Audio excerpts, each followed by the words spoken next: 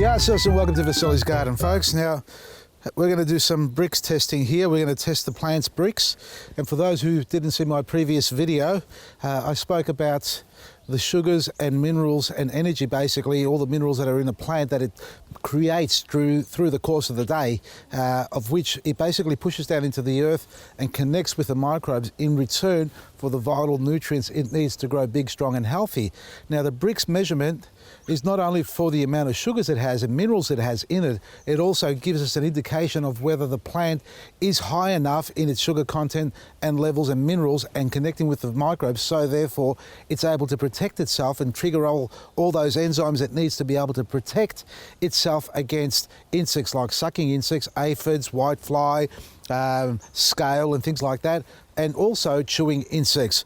Now, the measurement of the Brix or Brix measurement is done with this little unit here. It's a refractometer. And I was just thinking there for a second, is it a refractometer or a refractometer? It's a hard word for Vasili to say, but nevertheless, this is what it looks like. Now, inside here, there's a little screen that you can see when you put your eye to it, and it has a scale on it from 0 to 30, and it also has a temperature gauge, so it basically aligns itself with the temperature that's in the environment here as well. But before you start doing the testing, you need to calibrate it, and it's a calibration system, and each one will have its own way of doing it. This one here is a little dial in there that you adjust, but you need to use distilled water, not normal tap water. It needs to be distilled water, which you place on here, and then when you're looking through the screen here, you'll see two colors, a blue and a white color, and the division between those two colors is a horizontal pass, basically separating. So the blue will be on top, the white at the bottom, and where those two colors meet along the scale, that is your reading that you get there as far as the Brix is concerned, and it can range from 0 up to 30. An ideal number is 12, as I mentioned last time, and that's what we're looking to achieve here.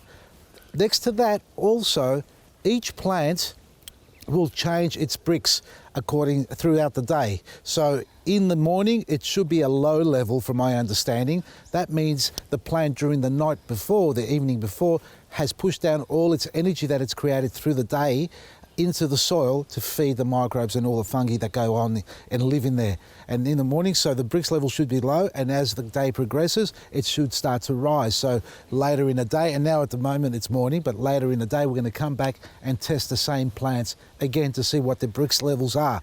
Now, if it stays high in the morning and the same level in the afternoon, that's a concern, because there's a disconnection between the plant and the microbes, which is what we want occurring naturally, and we can only do that by feeding the soil naturally as well. Now, the Brix refractometer here is here, and this is a garlic crusher. A simple method to be able to extract the juices or the sap from the plant by putting a little bit of a sample in here. So in this case here, we're going to test some lettuce, some brassicas as well, and squeeze them, not at the same time, but separately. Squeeze the juice onto the plate, and then we're going to check the reading on it. I've already calibrated this earlier on, made my own distilled water. You can do that yourself. Just go online, Google. There's a million ways you can make distilled water. Well, million videos of it, I should say, all very similar. And once you've done that and you calibrate it to 0, you can go out and measure it.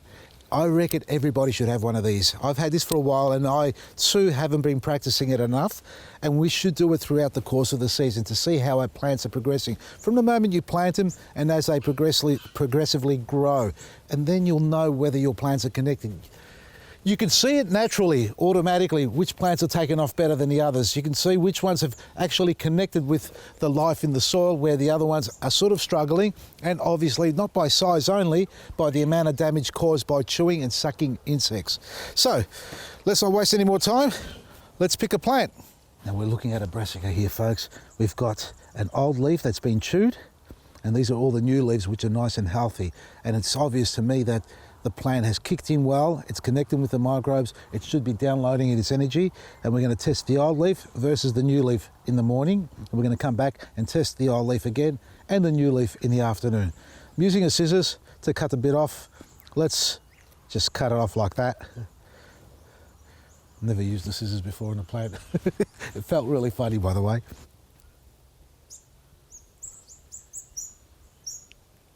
There we are. That's sitting at 5 at the moment.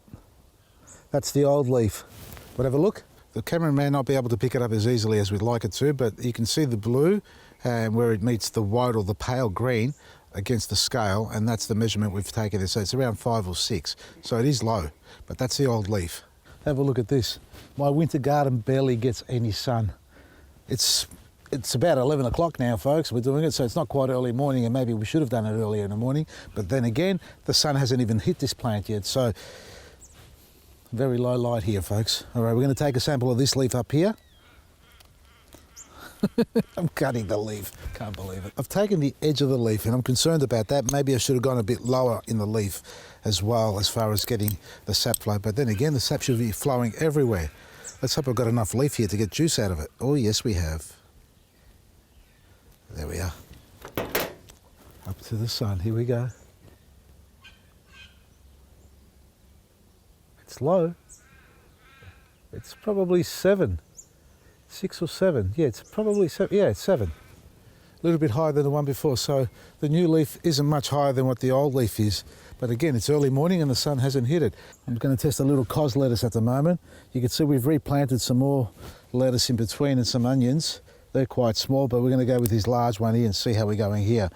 In this case here, we've got no sign of insect damage at all. So I'm just going to test this leaf here, which is in between the biggest or the oldest and the newest. So it's in between as a leaf size and growth. Okay. That's a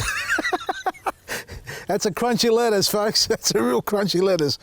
Wow, we've made a mess of that. All right, we've got pulp and everything going on in here. I don't know if that's going to work, but let's give it a go.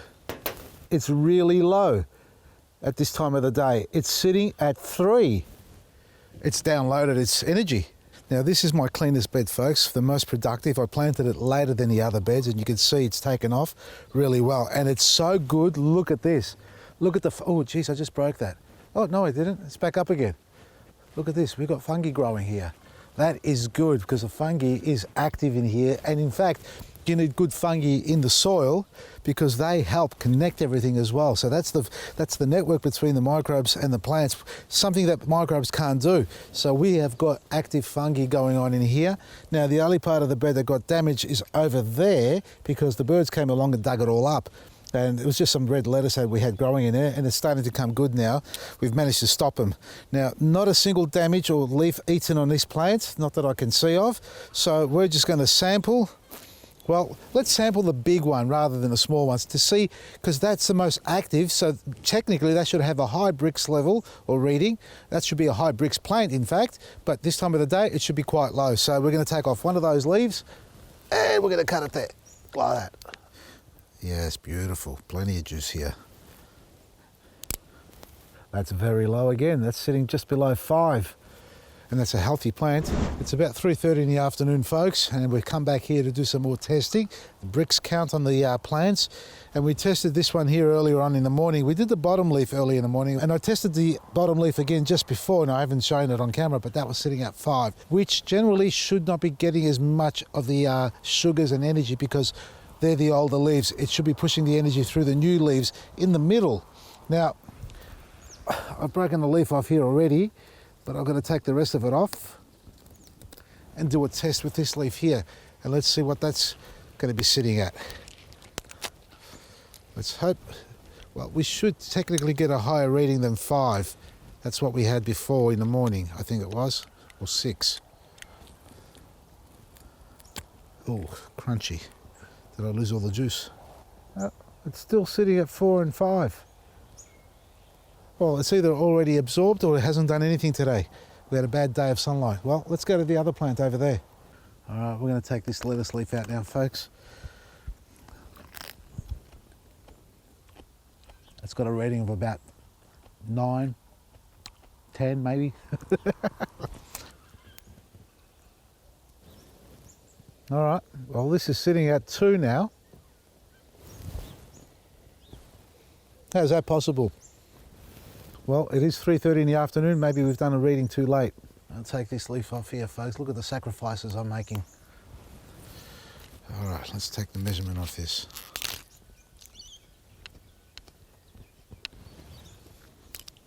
Five. Sitting at 5. I reckon the plant's already downloaded its energy. That is beautiful. You know what I'm having afterwards? Well, that's full of juice too. I'm convinced it's downloaded already. That's 2. It's impossible. I've got a Brix reading of 2, which is nothing, folks. So these plants have done their dash already for the day.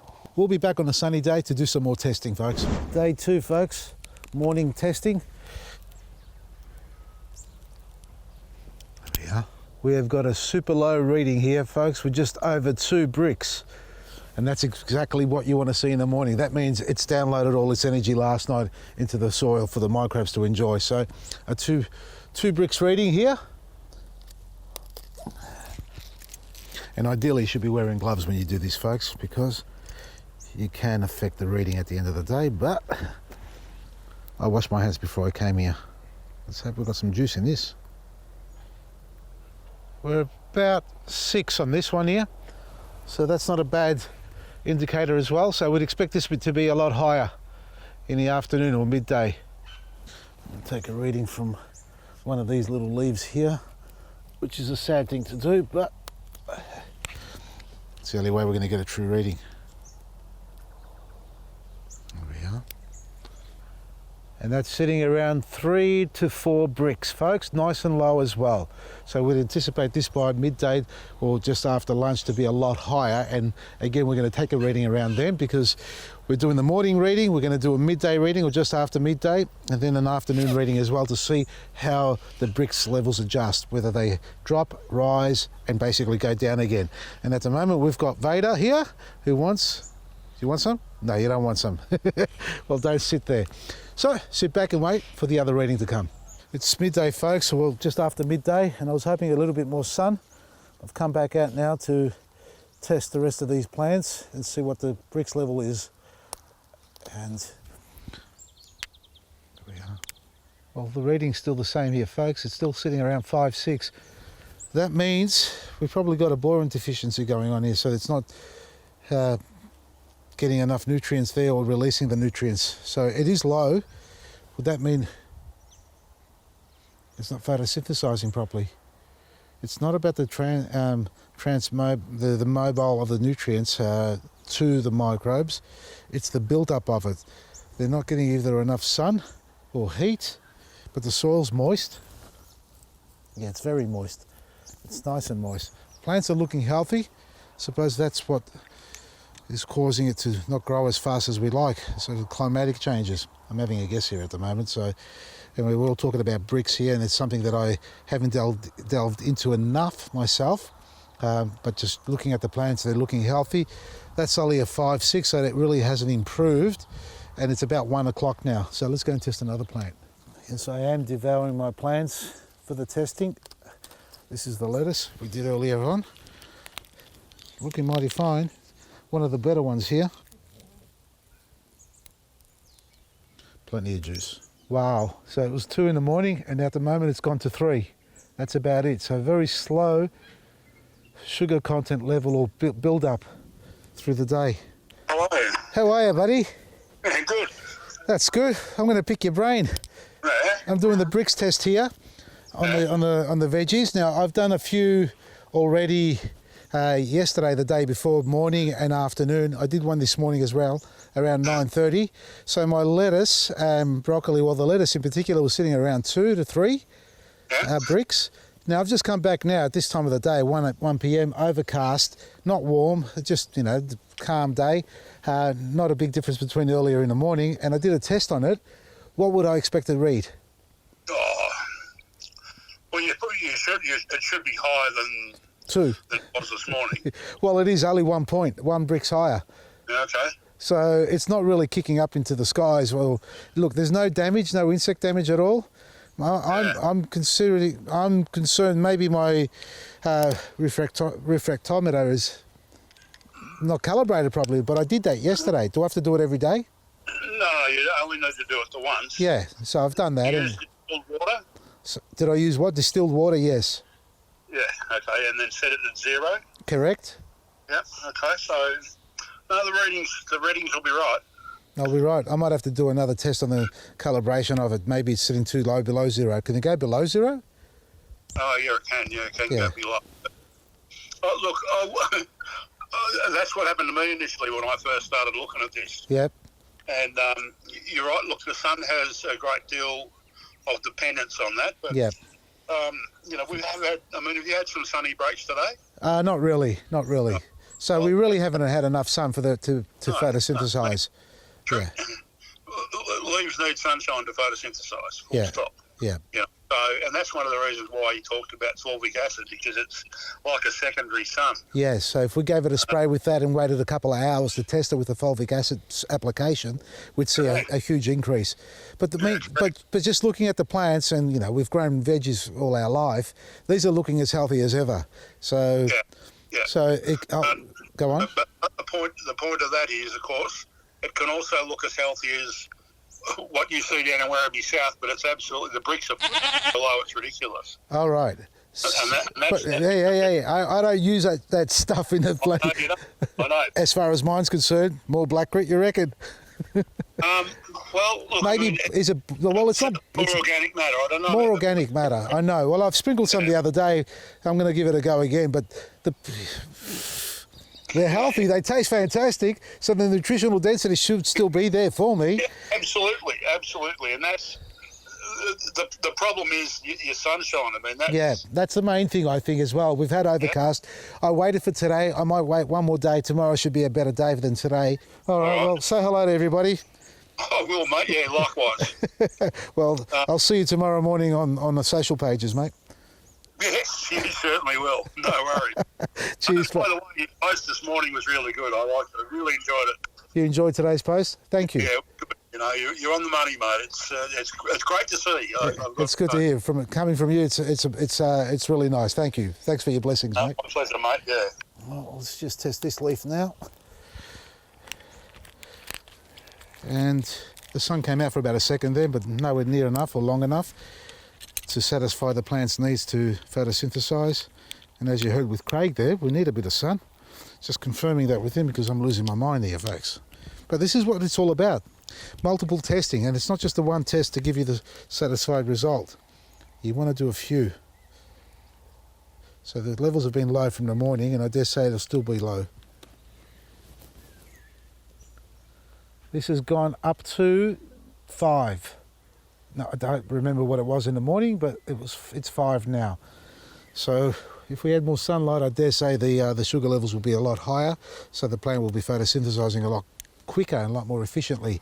So in the meantime, we're going to wait for another day and get more sunlight on these plants to see if we can get the high level sugars. And also, I'm going to calibrate this again just to make sure it's not out of whack with the measurements, because sitting at 2 and 3 is fine, but not kicking up at all is another concern. But anyway, now it's the next day. We're talking Thursday, and I'm sitting here in my lovely, I don't know what you call this, a house.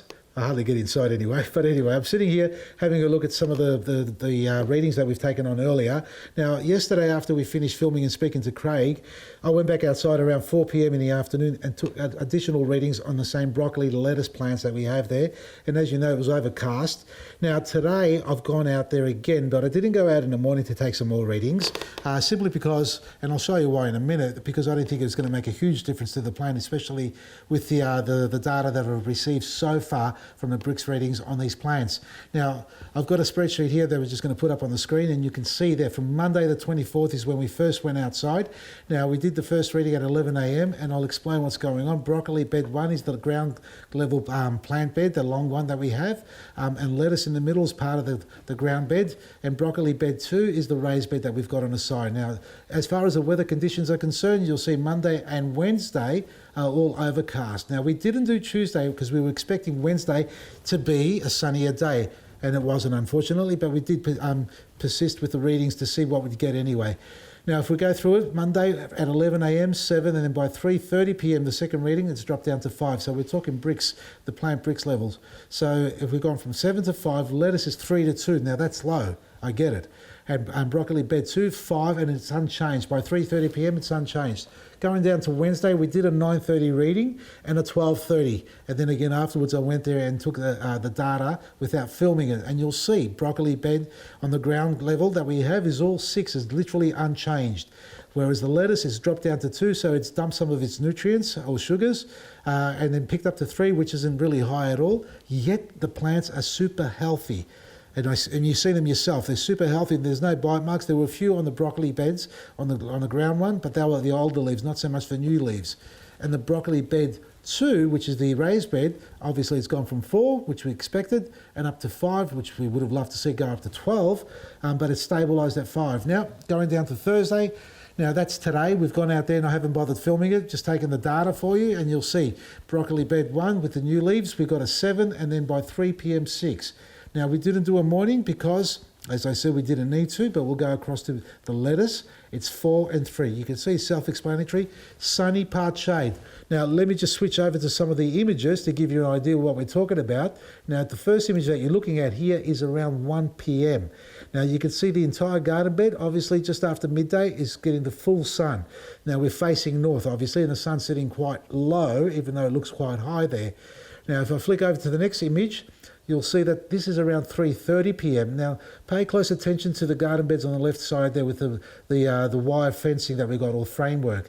On the conifer edge there, they're already in the shadows. And in fact, that shadow line is crossing the main bed, the broccoli bed 1 and lettuce. By 3:30, it's already in the shadows. So they're getting sunlight. And I kid you not, they're getting sunlight, but if you look at the photos on the right side with the eucalyptus trees, they've grown at least 10 metres from the day we moved into this property. So that morning sun that we were getting around 9:30 now isn't hitting the garden bed until about 11:30, 12 o'clock. And then by 1, the entire garden bed is in full sun. Go back to the same photo. 1 o'clock. So if you take an hour off that, go back to 12 and 11:30, it'll still be behind the tops of those trees there. So we're still casting a shadow over part of this garden bed. So what does that mean? It means my garden bed's only getting about 4.5 hours of direct sunlight, full sunlight. And it's not from the morning. Some of it is, and the one that is getting it from the morning by 3 or even earlier by 2 p.m, it's in the dark. So we're not getting enough sunlight because the leaves of the plants are not photosynthesizing or getting the opportunity to get the full photosynthesis that they need to generate the sugars that they need, the energy to push back down and feed the microbes. Because as we said, if 50% goes down and about 30% is dumped into the microbes, and they feed off that, but in exchange for nutrient uptake from the microbes. So they say, here's your sugars, in return I need potash, I need calcium, I need zinc, I need boron, I need all that. Now, if they're not able to photosynthesize and build the sugars, what hope have they got in getting that nutrient back to uptake from them? And that's because not enough sun.